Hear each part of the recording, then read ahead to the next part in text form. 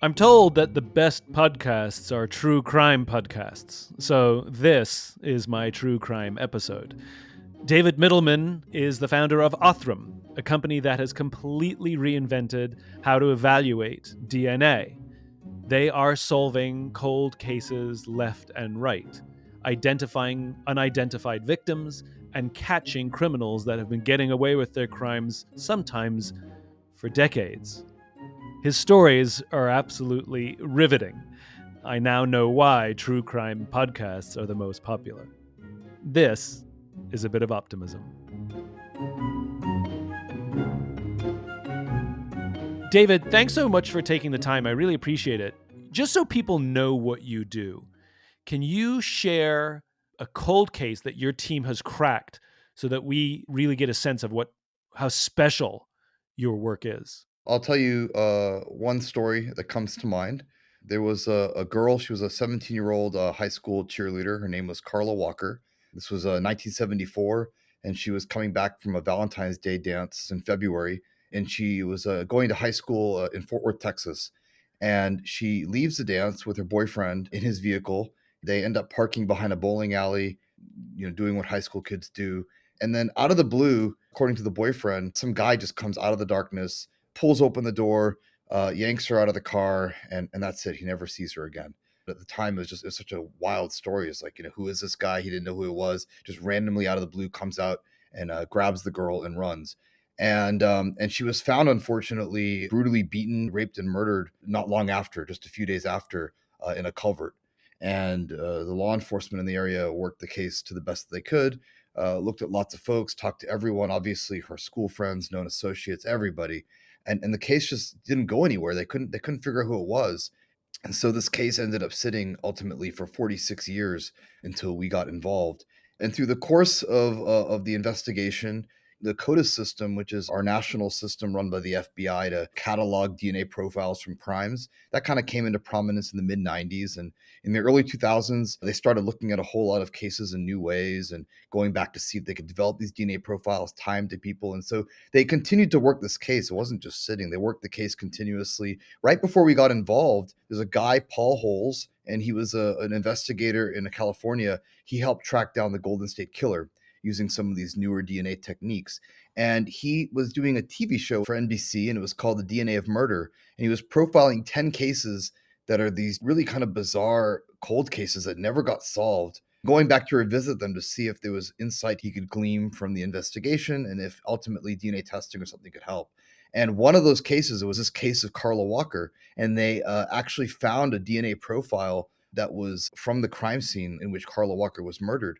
And they uploaded it to CODIS. There was no match. They used it to rule out a number of folks they thought might be involved. I mean, obviously, they test the boyfriend's DNA, anyone that knows her. Everyone's excluded. They've got this unknown male profile, and they can't figure out who it is. And so, anyways, fast forwarding a little bit further, it's April of 2020. The show airs, and I like Paul Holes, so I can't resist. I see episode 9. All the cases kind of spoke to me, but it's episode 9 is in Fort Worth, Texas, just 3 hours from our office. And the story ends with a black title card that says DNA testing is in progress. Who knows what we'll find? But it's like an unfinished story. So I call Paul, and I'm like, come on, man, you got to tell me what happens at the end. And he says, well, I'm really sorry. We ended up sending it out, and they couldn't even build the kind of profile you would need to do some of these more newer advanced methods. So it looks like the case will remain cold. I said, that can't be. Like, I would like a chance to look at the case. Could you please introduce me? And so, anyways, long story short, he introduces me to the Fort Worth Police Department, Detective Leah Wagner and Jeff Bennett. They tell me they've fully consumed. They didn't just fail, but they had fully consumed the DNA that they had available to them. There was another extract that had much less DNA and it was much worse quality, but it wasn't suitable for any testing. And I said, I'll take it. I'll take whatever you got. And so they deliver this DNA to us sometime in May. And my lab director is looking at the data. He knows that this is a high impact case and they've been asking about it. They're so nervous. And he's like, I'll just take a peek. And as he takes a peek, he sees connections at the genealogy side and the family records side. And he's like, I actually think I know what the answer is. So he pulls an all-nighter. We're looking at the information. It's July 4th. It was a Saturday, early in the morning. I'm at the gym and my director calls me and he's like, I think I have the answer. And I'm like, if you have the answer, let's call law enforcement. And the thing you got to know about these detectives, it's like nobody goes to cold case unless they really care about cases. A lot of cold case detectives will spend the entire cold case career, solving no cases or even one case. And I remember Jeff Bennett, he had told me, he's like, I just want to solve this one case before I retire. So, anyways, I was like, I don't care if it's July 4th. We got to call the guy. So I call him on Saturday morning. He's still in bed. And he's like, hello. And I'm like, Jeff, I have some news. So I get my lab director on the phone and we start to tell him about what we had found. And we told him about the family we identified. We start discussing a surname, and there's these three brothers that we think could be involved. We don't even get past a surname. Jeff's like, hang on a second. I can hear him ruffling pages because I think he like sleeps with the case file. And he's like, could it be this guy? And we talk about it. Anyways, turns out what they had not told us is that when the crime had happened, the guy, when he pulled the door open, he had knocked unconscious the boyfriend with the bottom of a gun, and the magazine discharged. It fell onto the ground, and it was actually the gun was not recovered, but the magazine was. So they had a pretty good idea of what weapon was used in the crime, and they actually had done kind of like a request for anyone that had a gun like that or had purchased one in the near time in that area. And there's like probably 100 people that had bought a gun. But guess what? One of the guys that had bought it was this guy that we ended up identifying. So he recognized the name. He's like, that guy's on my list. And so now with this new information, they go back to their group. They end up doing a tremendous amount of investigative work after we did our part because we don't solve the case. We just provide leads. We just provide information. And so they go back and they test the DNA from this guy, and he matches a crime scene, not using our technology, but just using standard CODIS. Because CODIS is really good at confirming identity. It can tell you that you were at a crime scene. It's not good at finding someone. So if you're not in the database, it won't find you. It can just confirm once you're there that you're the person. So it confirms that he's the guy. They arrest him, and he confesses. And while he's in prison, he does a radio interview and confesses again and tells the radio host that it was an accident. Something between it was an accident and she brought it upon herself because apparently from his perspective they were bickering. He rescued her, then he got the wrong idea, and anyways she ended up dead. It's actually not uncommon to blame the victim when something like this happens.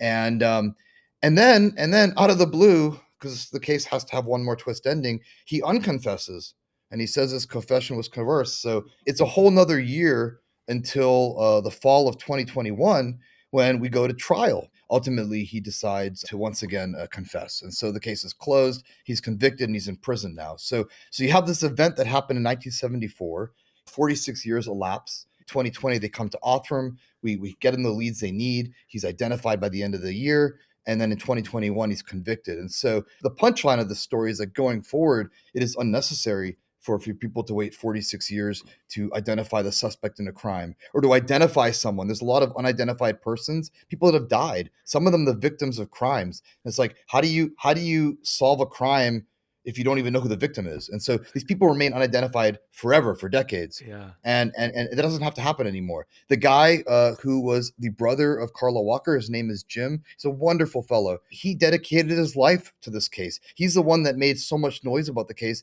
that he got this TV show picked up. He lived in the same house for 46 years, and he told me he didn't want to move because he was hoping that one day a police officer or a detective would come to his door and say, here's who killed your sister. The world kind of moves on when something like this happens, but these families are frozen in time. They cannot move forward. They're destroyed by the tragedy. There's no path forward because they don't get an answer. I can't think of a more crueler fate. And it was an amazing thing to be able to see Jim Walker in court, able to address the person responsible. There's no way to bring back his sister Carla, but like to the extent that you could give someone the opportunity to face the accused and have that discussion, express himself, like it happened. And he was very gracious, and family members from both sides of both families have come together since then, and it's really quite touching. I mean, it's insane if you're not in this field. It's insane to see how many people's lives are actually affected by a single crime. There's obviously the victim and the family, but there's friends, associates, the family members of those that do commit the crimes but aren't really responsible. None of these people knew that he had done this. So, anyways, it's a wonderful story, and I think it captures the magic that we're trying to scale to every family that's been tortured by a crime and not just one. It is amazing. I'm bubbling with questions. What technology did you advance? Like, what is it about your lab that was able to solve this case where all the others who had tried and did the DNA work were unable to come to the same conclusion? So there's a few things that we do differently. CODIS was developed by the FBI. The way the system works is that if there's a crime that's committed and they recover DNA from the crime scene, or if you died and they don't know who you are, they can develop a profile. And the profile is basically a set of DNA markers. There's a lot of spots in your DNA, and the DNA letter at that spot could vary. And so if you take a number of markers, you can get a profile. And CODIS started out kind of small. So I think it was like 8 markers. Now it's like 20 markers. But there's these 20 markers in your DNA, and the information at these markers varies from person to person sufficiently that the odds of you and I having the same information at all 20 markers is essentially, in the quadrillion. You'd need more people on Earth than exist to be able to have the chance of finding another person with Right. that information. So that's what makes CODIS so powerful. It's like a very straightforward way you can sample a few positions, 20 positions. And it's been the mainstay for the last 30 years. It really transformed forensic investigations in the late 80s. The biggest issue with CODIS is that CODIS was designed to track repeated crimes. So you commit a crime, you're convicted of that crime, they know who you are, they log you. So if you ever commit another crime, or you already have, they can connect the dots and say, well, hang on, this guy's responsible. And particularly for like across state kind of situations, right? You commit a crime in Florida, now you're in California. There's a national system that ties that together. So you can't hide by jumping from state to state. CODIS works perfectly for what it was intended to do, which is to track the criminal behavior of known people that commit crimes. But here's the thing. Let's say, someone's walking in the woods and someone murders them and there's no identification on the body. That's not something CODIS was designed to tackle. And so the problem is, because CODIS is really the only real DNA tool that's been around for the last 30 years, they just use it for everything. And so there are going to be situations where CODIS is not the appropriate solution, or rather they use CODIS and it doesn't return an answer. And they're like, well, I did what I could. The second thing is that CODIS has certain requirements, as all testing does. You need certain quality of DNA, certain parameters to make it work. So to answer your question, you're asking what makes Othram different. Othram is different for a couple reasons. Number one, we can access information from DNA that's been considered essentially unusable, too degraded, too low quantity, right? DNA that like literally can't be used in any other test. So even if the person was in CODIS, you'll never know because there's not enough DNA. We worked a sex assault in Las Vegas from the equivalent of about 15 cells worth of DNA. Like, I mean, there is no laboratory that would accept it. They tried, trust me. Number two, instead of 20 markers, we're collecting tens of thousands to hundreds of thousands of markers. So we're collecting a lot more information, and we can learn a lot more about that crime scene. And what that allows us to do ultimately is to access the biogeographical origins of somebody. And the other thing we can do is we can do long range relationship testing. And we can, if for an unidentified remains, we can find the next of kin. In a case like Carla Walker's case, we can trace through public records and family trees and sort through and figure out who the person responsible was. How did you find yourself on this path in the first place? I started working in this space. Forensics is newer to me. I started working in this space during the Human Genome Project, and I got really fired up about this initial effort. The Human Genome Project was this effort to figure out essentially what all the DNA letters of a human being are. And the idea is, if you could build this kind of map of all the letters, you could then use that to do research and prove health. You learn so much from understanding what the DNA sequence of a person is. And so I worked in the Human Genome Project in the 90s. And then my first company helped bring a lot of this like kind of newer version of DNA sequencing and testing into the clinic. 10 years ago, this stuff wasn't used in medicine. And now it's, you can get a DNA test for whatever you want on any street corner. But here's the thing. It was a few years ago. It was 2018 when we realized you can get a DNA test on any street corner to learn about a medical condition. But what street corner do you go on to solve a crime? And so there were some early ideas for how to tackle this problem.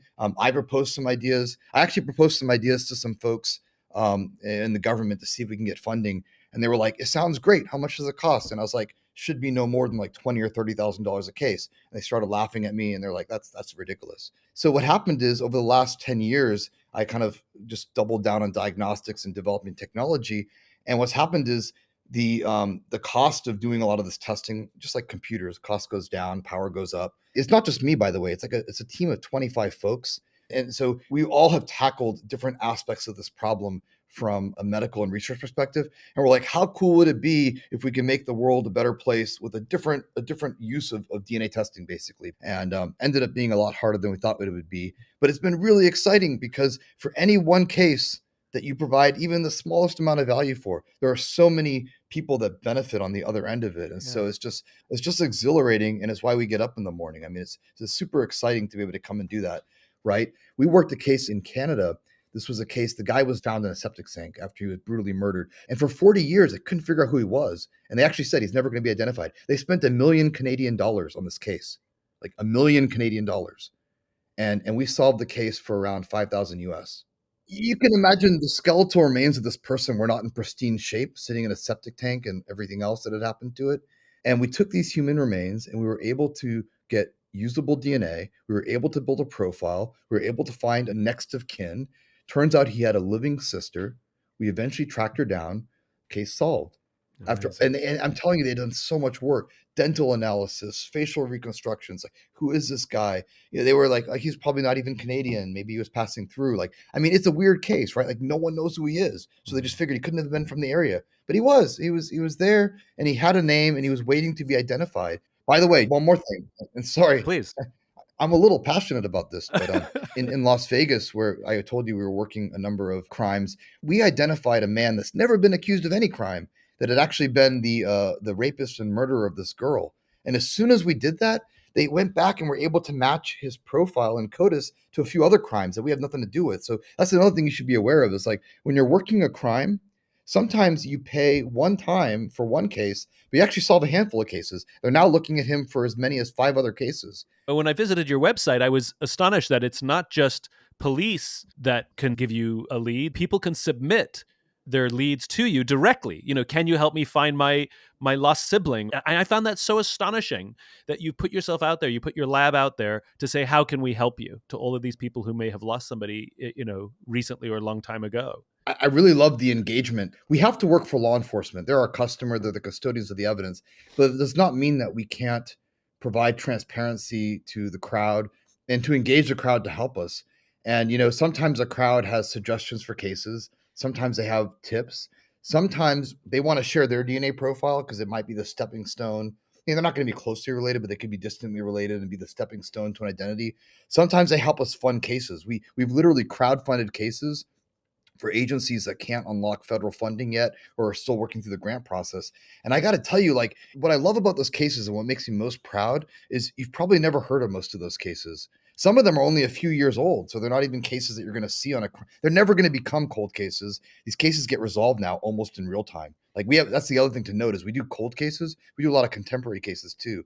And these cases are not famous cases. So these are cases that without funding and without the notoriety may never get solved. I mean, I can't think of any time in my lifetime. I don't know if you can in your lifetime. Like, when in our lifetime could the crowd basically direct the activity of a cold case investigation? It's wild. Like, if you stop to think about it, it's like mind blowing. So I love the technology. I love the DNA testing. I love solving crimes and helping agencies get answers. But like, I love even more the idea that like this is a community endeavor. There was a lady that was murdered and found in the storage unit in Durham, North Carolina. And the case went cold. They couldn't figure out who it is. And there was enough random people on the internet that were like, I want to know who she is. It's been enough years. It's time for her to go home. They literally crowdfunded this, and they went to the agency and were like, look, it doesn't cost you a dime. Let's go knock out the case. And the thing you should know about these agencies is like, again, like there's no cold case detective that's like, I don't want to solve a crime. They all want to solve crimes, but they're hamstrung by having too much to do, too little resources. So you come to them and you're like, look, I'll do this testing and generate the leads at no cost to you. The crowd funded this. They're in. So we do it, and we ended up identifying her and getting her back to family. So that's a pretty wild thing. Like, with a little bit of participation from the crowd, you can take cases that otherwise would have just sat in a box forever and just get them sorted out. I think that's probably the most exciting thing about our business. Is there a favorite case you have that when you look at one project that you worked on that you're like, this summarizes the reason why I'm doing this work? This is the most satisfying case I've ever worked on, and I hope they could all be like this one. So here in Texas, we have a girl that was known as the Walker County Jane Doe. She was a kid, and she's literally the poster child for unidentified Jane Does. And she'd been unidentified again for like 40 years, since I believe the early 80s. She was found brutally murdered and sexually assaulted in Huntsville, like after Halloween night. It's terrible. And again, no leads. Her body was found on the side of the highway. And they don't even know who she is. So how are they supposed to figure out who did this to her if they don't even know who she is? There was just so many hurdles. The case was old. the skeletal remains, which generally are a good source of DNA, didn't work. So there was just nothing that could be done. They tried all sorts of DNA testing. We tried working with the bones and we couldn't figure it out.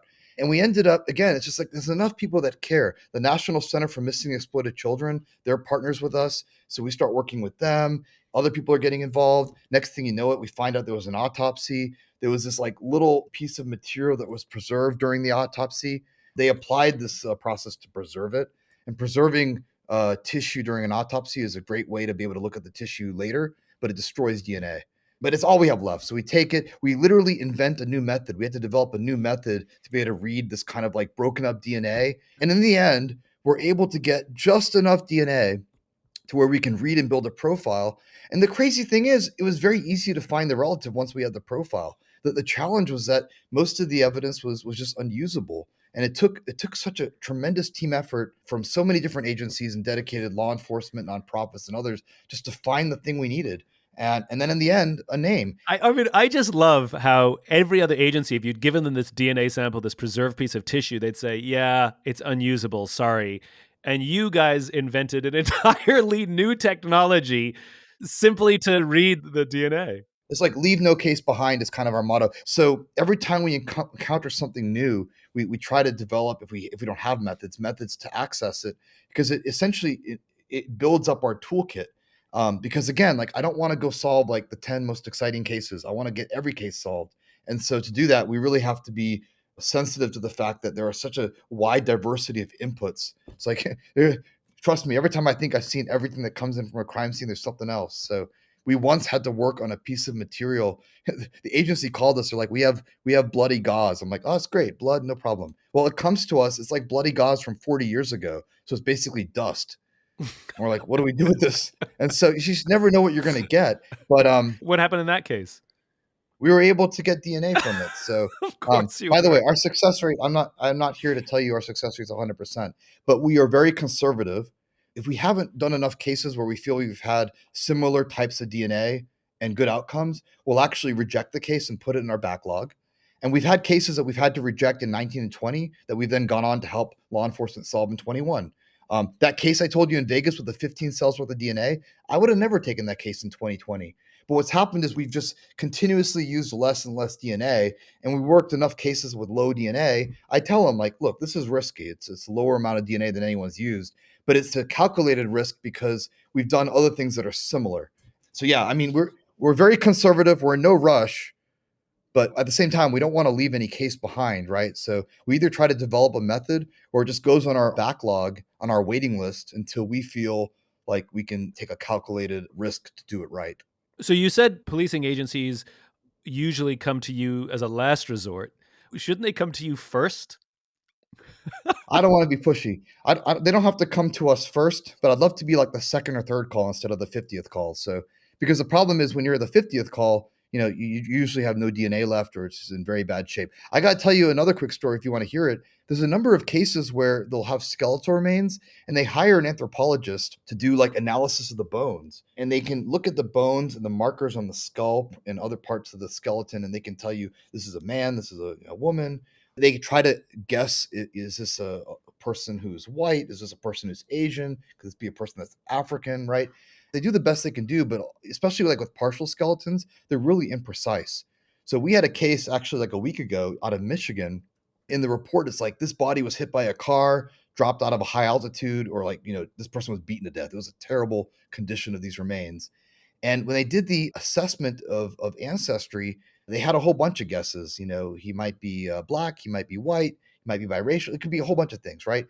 But when we did the DNA testing, it turns out he wasn't. He was Asian. He was East Asian. And then when we look at some of the records, it turns out the investigators are looking to see, like, is there an East Asian person missing?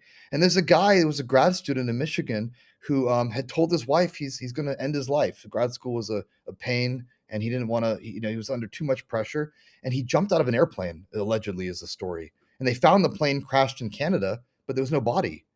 Anthropology would have never led them to the answer because they had the wrong biogeographical origins. But once we figured out that the guy was East Asian, it begged the question, could this be the guy? They test a relative. It was the guy. They had found him.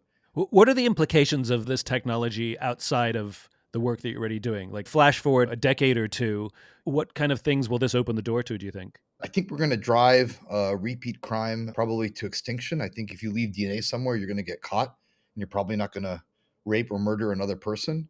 I think there'll be other kinds of cases that will resolve. I mean, we still in today's day and age have these cases of baby does, right? So babies that are discarded by parents that don't want the baby and don't want to take it to a church or a fire station or somewhere else and just like literally discard the kid. Those cases are hard to solve because obviously that baby is not in CODIS and it doesn't have a license or any identifying documentation. But like with DNA testing, these cases will resolve almost always. So crimes that have been traditionally inaccessible, serial predators that prey on others repeatedly and leave DNA, they'll get caught the first or second time instead of the fifth time. The idea of having a cold case, like unidentified person, I think that'll largely become a thing of the past. I think eventually this technology becomes a deterrent for crime, and that's I guess what I was alluding to with respect to cases involving, the murder of a little baby or something else. Is like eventually, if you get enough of these cases worked at scale, people begin to think twice. So maybe right now we're helping family after family. Then it moves towards doing this at scale to clear backlogs and reconnect people at scale. And then eventually works as a deterrent to keep society safe. Because if you want to do something terrible, you'll find something else to do because harming people in a violent way and leaving DNA will no longer be something you can do more than once or twice without getting caught. What an astonishing thought, right? What a science fiction-y kind of thought that violent crime is something you can perpetuate once, maybe twice at most, and that's it. It's kind of an incredible premise for a film if you think about it. Yeah, it sounds science fiction-y, but I think it's science fact. In the very near future, if you leave DNA somewhere, you will be found and you will not leave DNA again. David, you are endlessly fascinating. Your work is endlessly fascinating. I wish you nothing but good luck and good fortune. If you want to learn more about David and his work, or if you'd like to actually find a cold case that you want to sponsor or promote, visit DNAsolves.com. DNASOLVES.com. David, thank you again. Such a pleasure. If you enjoyed this podcast and would like to hear more, please subscribe wherever you like to listen to podcasts. Until then, take care of yourself, take care of each other.